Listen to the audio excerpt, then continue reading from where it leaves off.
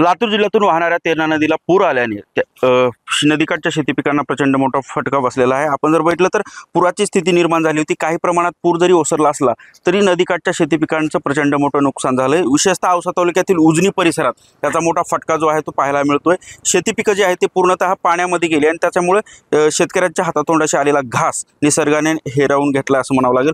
ही गावकरी आपल्यासोबत काय परिस्थिती आहे गावामध्ये, किती नुकसान झालंय? आमच्या गावामध्ये सदरील नदीच्या ह्या पाणी घुसखोरी झाल्यामुळे 550 हेक्टर जमीन पूर्ण पाण्याखाली गेलेली आणि उडीद आणि मूग हे तात्काळ आता काढायला आलेलं होतं। याचं पूर्ण टोटल नुकसान झालं आहे। आज सोयाबीनमध्ये टोटल पाणी आहे, तर शासनाने लवकरात लवकर पंचनामे करून आम्हाला याचा अनुदान द्यावं ही प्रत्येक शेतकऱ्याची मागणी आहे।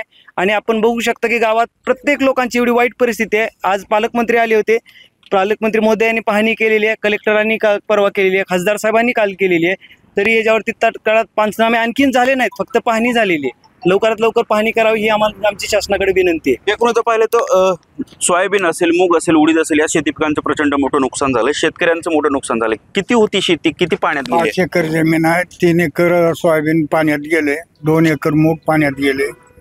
ते पाऊस पडल्यामुळे नुकसान झाले। एकूण जर पाहिलं तर मूग, उडीद, सोयाबीन हे काढणीला आलेले पिकं आता पाण्यात गेले ना, मोठं नुकसान झाले। आज पालकमंत्र्यांनी पाहणी केली। पालकमंत्री कलेक्टर साहेब समजांनी पाहणी केलेली आहे।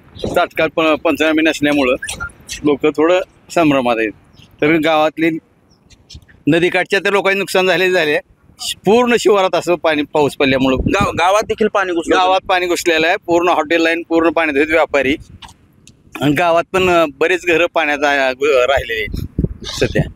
प्रचंड मोठा फटका जो आहे या तेरणा नदीला पूर आल्याने उजनी गाव परिसराला आणि या गावाला बसलेला पाहायला मिळतं। त्यामुळे तात्काळ पंचनामे करावे आणि मदत द्यावी अशी मागणी या गावकऱ्यांची आहे। संदीप भोसले, साम टीव्ही न्यूज, लातूर। आता isakal.com आहे देशातील नंबर 1 ची मराठी न्यूज वेबसाईट। प्रत्येक अपडेटसाठी isakal.com ला नक्की भेट द्या।